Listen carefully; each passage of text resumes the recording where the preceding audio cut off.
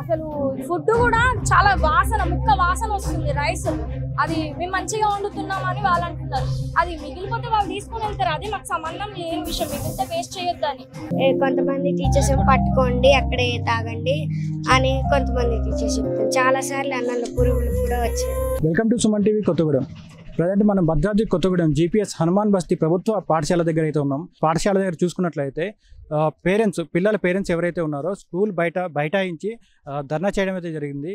ఈ స్కూల్ బైఠాయించి ధర్నా చేయడానికి గల కారణాలు ఏంటి, దీని గురించి పూర్తి వివరాలు వారిని అడిగి తెలుసుకుందాం రండి. చాలా దారుణంగా ఉన్నాయి వాష్రూమ్స్. అసలు ఎట్లా ఉందంటే అసలు స్మెల్ వస్తుంది. ఆ వాష్రూమ్స్కి వెళ్ళాలంటే వామిటింగ్స్ అవుతుంది మమ్మీ, చాలా ఇబ్బంది అవుతుంది మమ్మీ అని అంటుంది మా పాప. ఇప్పుడు 2 పాపలు జాయిన్ అయ్యారు. మొన్న పిల్లలు ఎవరో కొట్టుకున్నారంట. మా పాపకు ఫీవర్ వచ్చినా కూడా వచ్చి టీచర్ వాళ్ళు చెప్తే అసలు రెస్పాండ్ అవ్వట్లేదు. ఏం రెస్పాండ్ అవ్వట్లేదు. మేము ఎంత తిరిగినా కూడా స్కూల్లో 1 అవర్ వెయిట్ చేసినా కూడా అసలు రోజుకి ఒక్క టీచరు, 2 ఒక సారు అంతే. 7 టీచర్లు వీళ్ళు అందరూ ఉండాల్సింది 2 ముగ్గురే ఉంటున్నారు. ఎవ్వరు రావట్లేదు సరిగ్గా. ఏది అడిగినా సరే అని చెప్తున్నారు. ఇంకా దేనికి రెస్పాండ్ అవ్వట్లేదు.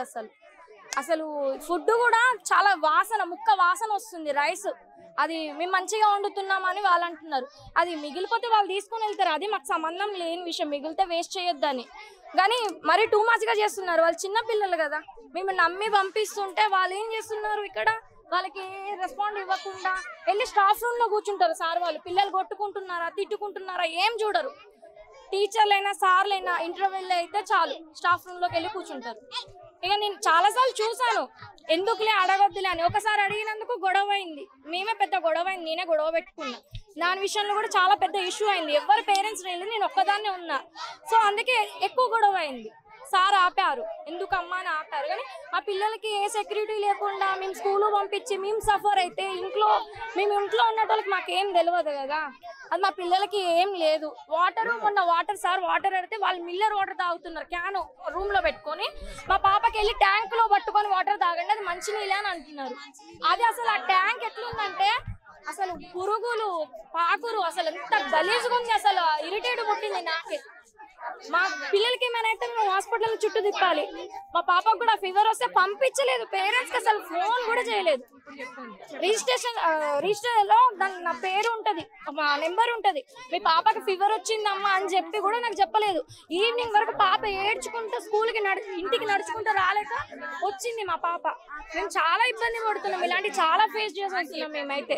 2 క్లాసులలో ఒక క్లాసు కలిపి కూర్చోబెడుతున్నారు. స్టడీ పర్సన్ ఏమీ లేదు. ఏంటిదంటే టీచర్లు ఏమంటున్నారు, మీ పాప మంచిగా చదవట్లేదు, మంచిగా ఇది ఏమీ రాయట్లేదని మాకు కంప్లైంట్ చేస్తున్నారు. పిల్లల్ని ఏమైనా మేము వెళ్ళిపోయినాక పిల్లల్ని గద్దరించి కొట్టడం, ఫుడ్ సరిగ్గా ఉండట్లేదు, అసలు ఏది సౌకర్యం లేదు. వాటర్ సప్లై కూడా లేదు. ఇక్కడ పిల్లలు చాలా సఫర్ అవుతున్నారు. 2 క్లాసులు ఒక టీచర్ ఎలా చెప్తారో అర్థం కావట్లేదు. మాకు ఏదైనా ఉంటే మాకే కంప్లైంట్ చేస్తున్నారు. కానీ వాళ్ళు ఏది టీచర్లు సార్లు ఎవరు ఏం పట్టించుకోవట్లేదు. ఈ స్కూల్లో 2 years మా బేబీ చదువుకోవడం వల్ల అసలు మాకు చాలా ఇబ్బంది అవుతుంది. ఇక్కడ స్కూల్లో కానీ ఏది లేకుండా సపోర్ట్ లేకుండా చాలా ఇబ్బంది అవుతుంది. తెలంగాణ స్కూలు, మా బాబు ఫస్ట్ క్లాసు మన్విత్. ఆ క్లాస్లో ఫస్ట్ క్లాస్ కంబైన్ చేసి కూర్చోబెడుతున్నారు. పిల్లలు టీచర్స్ కాక పిల్లలు కొట్టుకోవడము, మళ్ళీ టీచర్స్ వాళ్ళ పేరెంట్స్ వచ్చి మీ అబ్బాయి మా అబ్బాయిని కొట్టిండు, ఇవే కంప్లైంట్స్ వస్తున్నాయి. మేము పంపించడం అని చెప్పడం మళ్ళీ ఆ టీచర్సే మాకు రివర్స్ కంప్లైంట్ చేస్తున్నారు, మేము టీచర్స్ చెప్పకుండా. అలా అవుతుంది. మరి ఫుడ్ విషయంలో కూడా బాగాలేదు మమ్మీ అని అంటున్నాడు. నాకు వేరే బాక్స్ పెట్టు అంటున్నాడు. మరి మేము పంపేది ఎందుకండి? పిల్లల్ని చదువు రావాలనే కదా. అటు స్టడీ బాగుండట్లేదు, ఇటు ఫుడ్ బాగుండట్లేదు. ఎస్ఎఫ్ఐ కొత్తగూడెం సెక్రటరీని.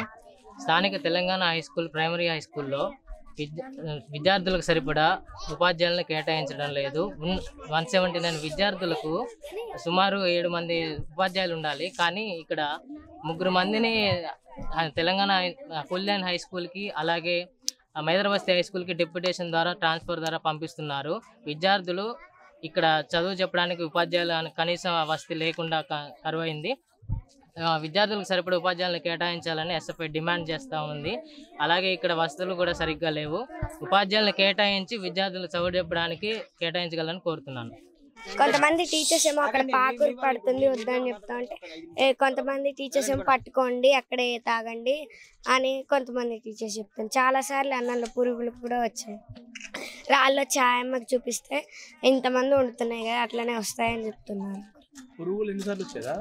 ఒక 3-4 times సార్ వాళ్ళు చెప్పారా? ఇంకా చెప్పలేదు. చెప్పడానికి పోతే ఆయమ్మ వాళ్ళు వద్దు వద్దు అంటున్నాను. స్కూల్ అసలు 9:30 కంటే హెచ్ఎం టీచర్ 9కే అని చెప్పేసి టీచర్స్ వాళ్ళు మొన్న కూడా కొంచెం లేట్గా వచ్చారు. ఇవాళ మేమే చెప్పినాం ప్రేయర్. ఒక్కసారి కూడా రాలేదు, ఒక టీచర్ కూడా రాలేదు. అన్నంలో బాగా పురుగులు వస్తున్నాయి. వాటర్ అయిపోతే ఏమో సార్ని వాటర్ ఎక్కడ తీసుకోవాలంటే అక్కడ బోర్ ఉంటుంది, వాటర్ తాగమని అంటున్నారు. అన్నంలో చాలా పురుగులు వస్తున్నాయి, రాళ్ళు కూడా వస్తాయి. మా పాప కూడా సీరియస్ అయ్యి హాస్పిటల్లో తీసుకెళ్లి కాళ్ళు చేతులు వంకరాయనాయి. మేడం హెచ్ఎం మేడంకి వచ్చి చెప్పాను, మా పాప సీరియస్ అయిపోయింది మేడం, ఫుడ్ పాయిజన్ అయినట్టుందని కూడా నేను చెప్పాను. నేను ఎంఈఓ గారు ఉన్నారు, సరే హెడ్ మాస్టర్ చెప్పినప్పుడు ఏం లేదు. ఎంఈఓ గారు ఉన్నారు కదా, ఎందుకు చెప్పలేదు? ఇవాళ ఎందుకు చెప్తున్నారు? మేము ప్రతిసారి పేరెంట్స్ మీటింగ్ అప్పుడు చెప్పాము, మాకు ఏ ప్రాబ్లం ఉందో మేము చెప్తున్నాము. మేమైతే చెప్పకుండా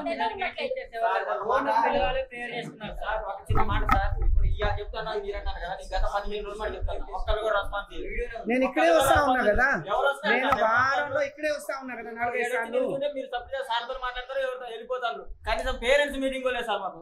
పేరెంట్స్ మీటింగ్ ప్రతి నెల పేరెంట్స్ ఏదో చైర్మన్ అన్నారు, అది లేదు ఇది లేదు ఏది లేదు సార్ మాకు. ఏముంది మాకు సార్? ఏముంది మాకు? ఏముంది మాకు? ఏముంది? వాస్తవమేనా? ఏముంది అసలు? ఏముంది చెప్పండి సార్. ఏముందా? 3rd క్లాస్ చదువుతుంది, 15 రోజులు హోంవర్క్ లేదు. హోంవర్క్ ఎందుకు స్కూల్ పెట్టేది? ఎందుకు పెడతారు స్కూల్లో? దేనికి స్కూల్ పెట్టేది?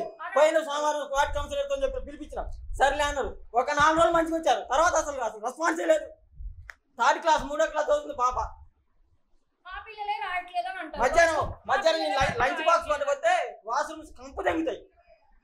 ఆడ కూర్చొని వచ్చి మళ్ళీ పాప 3 రోజులు నేను ఎందుకు పంపించేది? పిల్లలు మీ ఇంటికాడ ఉంచుకోవచ్చు మరి, పిల్లల్ని ఇంటికాడ ఉంచుకోవచ్చు. మేము ఎందుకు ఇంటికాడ ఉంచుకోండి? రేపు చూడాలి పిల్లలు అన్నయ్య, మీరు కూడా ఇంటికాడ ఉంచుకున్నా ఎవరిని చూడాలి పిల్లలు? ఏం ఆన్సర్ చెప్తారు చెప్పండి. అంతే కదా, ఇప్పుడు ప్రతిరోజు ఎవరు కాపలు ఉండరు కదా మీకు. అవునండి, రిమైనింగ్ వాళ్ళకి ఉండాలి కదా, చెప్పాలి కదా. పిల్లలకు హోంవర్క్స్ ఇవ్వట్లేదు, ఏం చేయట్లేదు అంటే ఏం చేస్తున్నారు? హోంవర్క్ పెట్టిస్తానా? First second class. థర్డ్ ఎవరు? తను రాలేదు ఇవాళ, అక్కడికి వెళ్ళాము. అయినా సార్ ఒక మాట, హోంవర్క్ పెట్టాలి. ఒక మాట సార్ నేను చెప్పేది, ఒక మాట ఆగండి. మా పేరెంట్స్ మా ఆశ మాకుంది. ఒక మాట అండి, ఇప్పుడు 5 క్లాసులు ఉన్నాయి. ఎంతమంది సార్లు మేడాలు టీచర్ రాదు మీరు చెప్పండి? సంఖ్యను బట్టి ఉండాలండి. 180 మంది ఉన్నారు. 180 మందికి ఎంతమంది? 179. ఇప్పుడు 5 రిజిస్టర్ లేదా సార్ మీ దగ్గర? రిజిస్టర్ కాదు, మాది ఆన్లైన్ ఉంటది. 179 మంది ఉన్నారు. ఎంతమంది రావాలా స్టూడెంట్స్? ఇప్పుడు సరే 100 మందే ఉన్నారు. ఎంతమంది స్టూడెంట్స్ రావాలి చెప్పండి? ఎంతమంది సార్లు రావాలి చెప్పండి? ఎంతమంది రావాలి మీరు చెప్పండి మరి. మీరు మాట్లాడుతున్నారు కానీ నేను ఇంకేం మాట్లాడుతూనే ఉన్నారుగా. ఇవాళ తీసుకొచ్చి మీరంతా ఇవాళ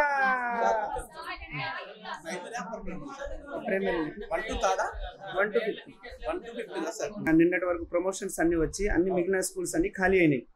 మన మేదర్ బస్తీ కావచ్చు, కూలీ లైన్ కావచ్చు. అదేవిధంగా మనకు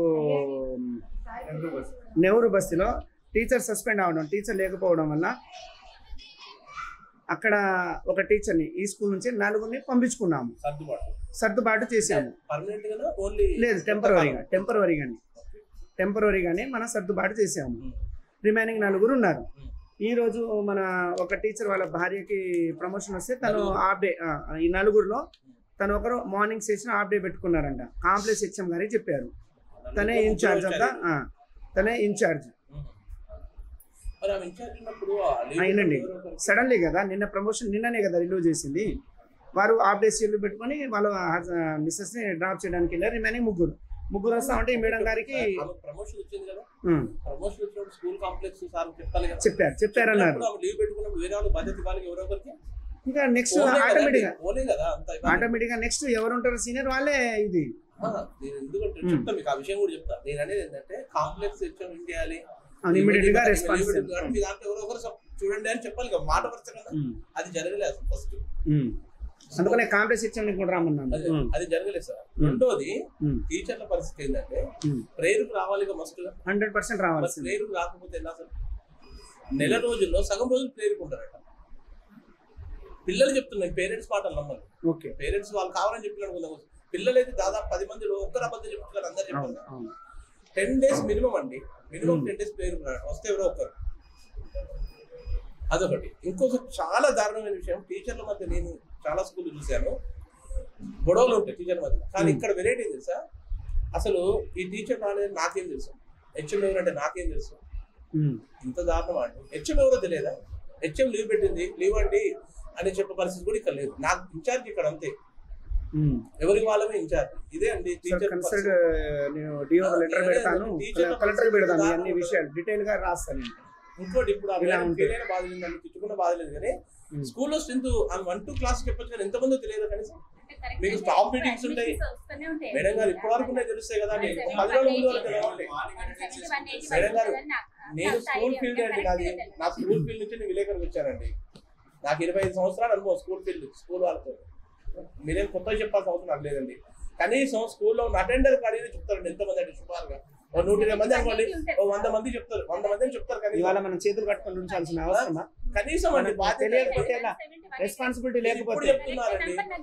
అదే నేను అనేది మేడం గారు, మినిమం కూడా చెప్పలేదు మీరు, ఇప్పుడు చెప్తున్నారు అడిగిన తర్వాత. మేడం గారు మేము అడిగి కొత్త జాయినింగ్ ఒక వారం రోజుల నుంచి అడగారండి ఎవరు. కనీసం నేను అనేది యాక్చువల్లీ మనకి ఏంటంటే 100 నుంచి 120 మధ్యలోనే వస్తా ఉంటారు పిల్లలు రెగ్యులర్ గా. రెగ్యులర్ వచ్చింది అసలు యాజ్ పర్ నామ్స్ నాకు కూడా అంత తెలియదు.